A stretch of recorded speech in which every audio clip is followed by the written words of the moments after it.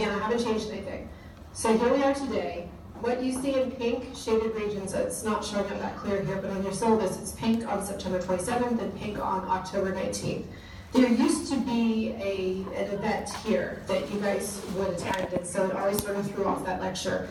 And so I asked the person that does the schedule, I said, just put in a recorded lecture so it's not confusing, so they can go and attend their thing. Well, this year they moved it, and so, but it's still in the schedule booklet. And I'm going to honor the schedule booklet. So this is like a banking error in your favor. So we're not having a class on Thursday. It's already recorded. It's up on ELC, and the slides are up on ELC. And I'm not planning to attach an exercise to that. So you're welcome. And then we'll have an exam review section next Tuesday. And so come with questions, and hopefully I'll have written the exam by then and can be more specific in answering your concerns. Next Thursday, you'll have your midterm. And then October 9th and 11th is a post-exam reflection. So what's supposed to happen here?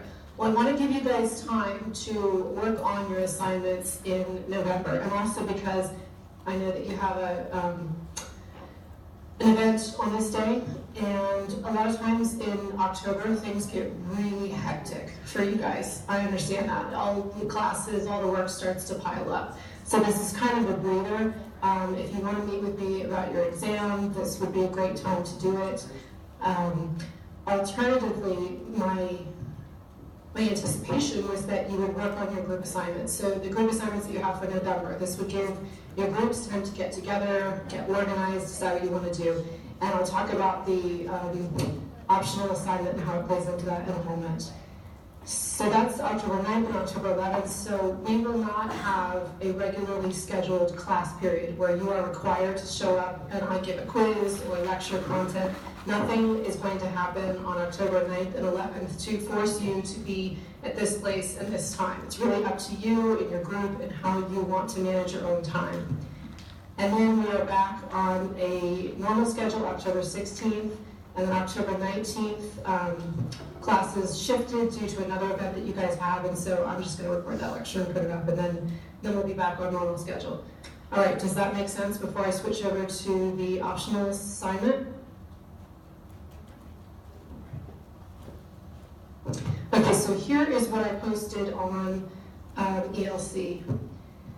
So I updated this. For the assignment, you can substitute the assignment with either of the following. One of the end of the year group projects, which occur in November, either the drug gene pair or the debate assignments.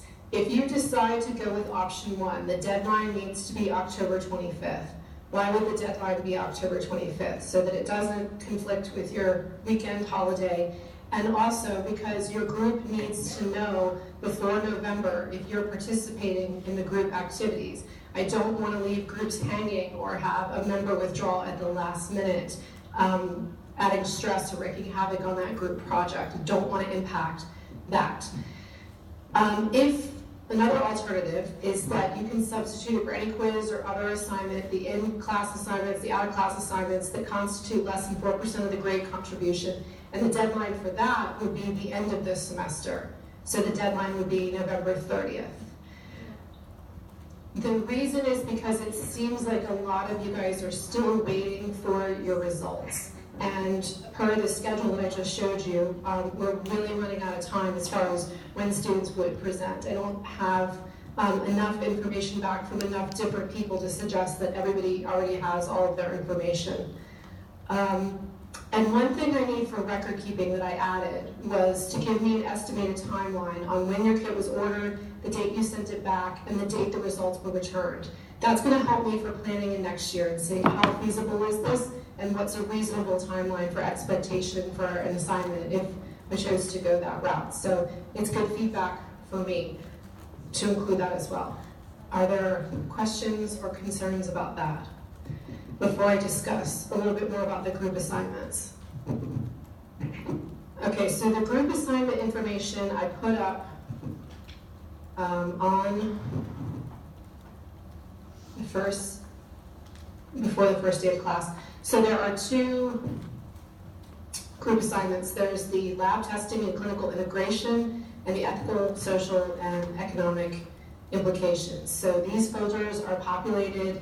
They have sign-up sheets attached with them to understand what areas might be interested in. Okay. We have a question, Savannah.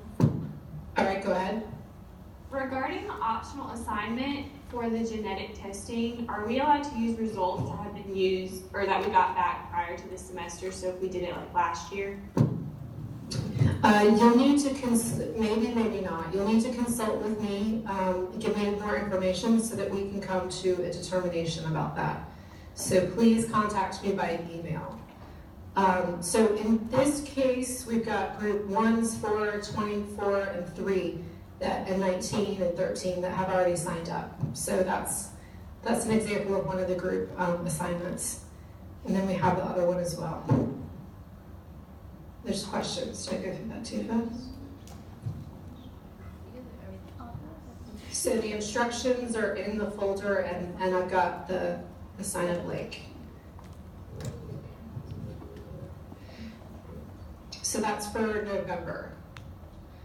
And that's where, when we have downtime on October 9th and October 11th, you guys can get organized with that, if you choose to spend that time that way. You're not required to. Other questions?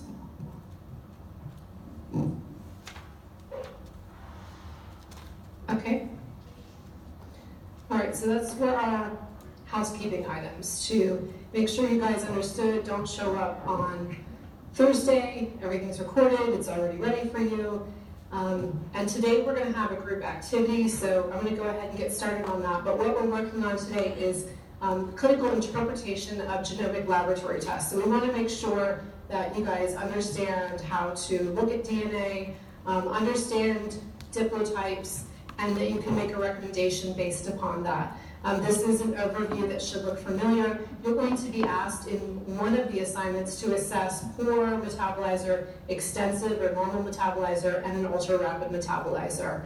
In determining what's best for the patient, you're going to have to assign different things to them and then make recommendations. And this is sort of a future thinking slide. Right now we're looking at genomics and how that affects pharmacy. I anticipate during your careers, though, we're going to branch out into other areas: epigenomics, microbiomics, proteomics, myrinomics, cystromics, transcriptomics. We're already seeing some of the myrinomics in drugs on the market, clinical trials, CRISPR-Cas, knocking genes in, knocking genes out, and all of that can be measured. These are nucleic acids. So I do anticipate these things being a part of your careers. And just as a little cheat sheet to what in the world are all these panomics? This is just a definition of what these are. And usually it's sort of a giveaway at the beginning, like myrinomics is microRNA expression profiles and so forth. There are a number of pharmacogenomic implementers in the area that are using CPIC guidelines. What you'll note on this list is there aren't any in Georgia.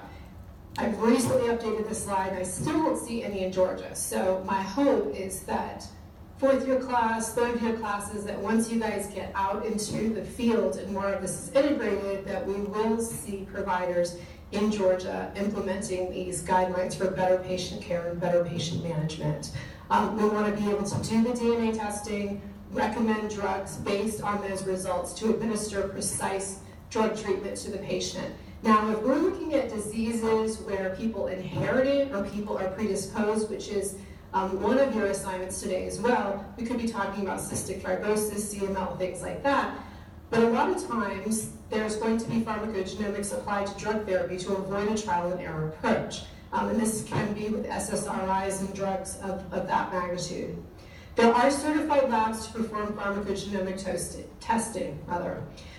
One of the requirements and recommendations for pharmacy education is to communicate with students what companies could provide these services. That was one thing that ACP and other boards thought was really important, so that if you guys are working at your clinical site and they say, well, where could we get testing and where could we access this information, that this is a list provided by CPIC and also our federal government of those companies that are CLIA certified and they're using CPIC guidelines to interpret genetic information. So I've chosen two to just briefly give slides about and then go ahead and start your assignment. So one is the MD Labs and one is 1O. So MD Labs is pharmacy-based with patients and prescribers, and this is a CLIA-certified pharmacogenomic testing to help patients and pharmacists get the right medicine from the right start. And so this is part of the website where you can go on and locate a pharmacy, and this is something that pharmacists can implement at their specific sites. But there is another test that I like. It's very comprehensive, and that's 1O. And this is a company that provides just a whole lot of information about CYP enzymes. And so your first assignment is to look at John Doe and John Doe's 1O results and answer some questions about that. And so I have the directions here. So for your assignments, your directions are woven into the slides. And there's a Dropbox, and I have also a Word document in the folder where you should see, you can put your answers. Your second assignment is to give advice to these patients based on their diplotypes. So you have 3 patients. And then the last assignment is looking at possibly inherited diseases and using NCBI's blast search with your sequence that's been assigned to your group, and it's in an Excel spreadsheet in the folder as well. So you have to look up your group number, find your DNA sequence, blast it, and then try to figure out what genetic disorder this particular patient has based upon their DNA sequence. And so I have a helpful website listing where your answers are, although it doesn't say what your disease is, but at least you could narrow it down. So submit your answers, upload them by the end of class. I would like to have everybody upload their own documents. However, working in your pharmacotherapy groups is what I had anticipated for this, so if that makes sense. So instead of submitting one for your group, everybody in the group needs to submit one, but you can work together to arrive at those answers. But perhaps if you have a slightly different answer, you can put that down on your sheet and it wouldn't affect your group, or vice versa. Okay, so 3 assignments. Please go ahead and get started and let me know if you have questions about this assignment.